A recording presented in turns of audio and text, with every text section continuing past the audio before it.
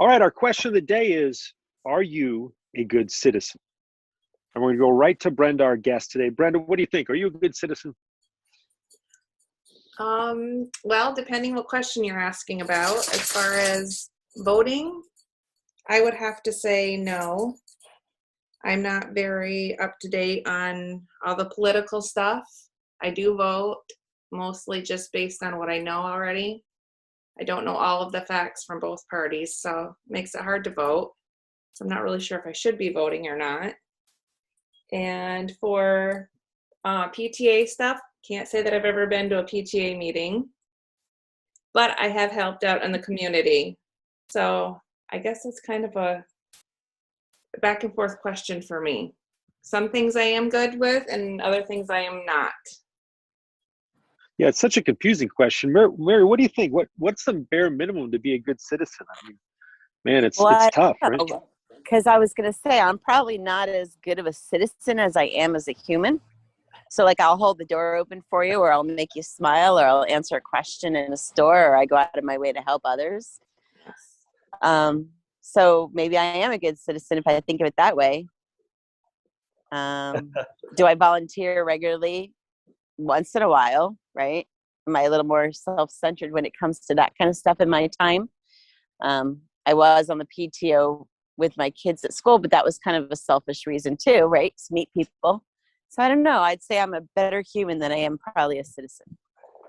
You know, with China and Russia and all these countries, you get all this information that we're going to have to face, a greater reality someday. I don't know, Martin. What's the right way to promote democracy? I mean, I feel like we got a responsibility to do that.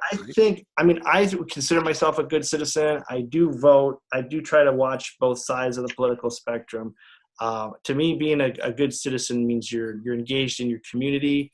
As Brenda said, I do community service here, where I live. Plug in with the Boy Scouts, or I was a charter rep for a long time, between the Boy Scouts and the church where they would meet. So all those things, I think I'm a good citizen. But as far as promoting democracy and free choice, it's a great question. It's a tough one. I don't know if I have all the answers. Should we be protesting something? Like, should we be exercising our right of free speech on a street corner? Brenda, have you ever done that? No, I haven't. No, I have not done that. I see people doing it and I try to avoid it, I guess. I don't want the confrontation. I don't want other people criticizing me for my thoughts and my opinions. So I kind of just keep them to myself for the most part, not for everything. Yeah, it's really a personal question. I mean, it really is. Some people want to get out there in the streets and hold up a sign, and I'm definitely not one of those guys who want to be out there with a sign, getting honked at, because to me those people are just annoying, and I call them the crazy people, because where I live, it's freezing cold all the time, and who wants to stand out there with a sign to protest an idea? But again, if you really believe in something, then yeah, I feel like it's a personal decision. You want to get out there and spread the word about it. I mean, that's what democracy is all about, is having that voice, and being represented and sharing your ideas and being free. But yeah, great question. I wonder if in this current social media environment, if being a good citizen is about a behavior as much as an action, right? So meaning, sit quietly and listen to someone else's views and have the ability to ascertain, hit the pros and cons. Do you feel like we've lost that a little bit, Mary? Well, I was going to go right to me.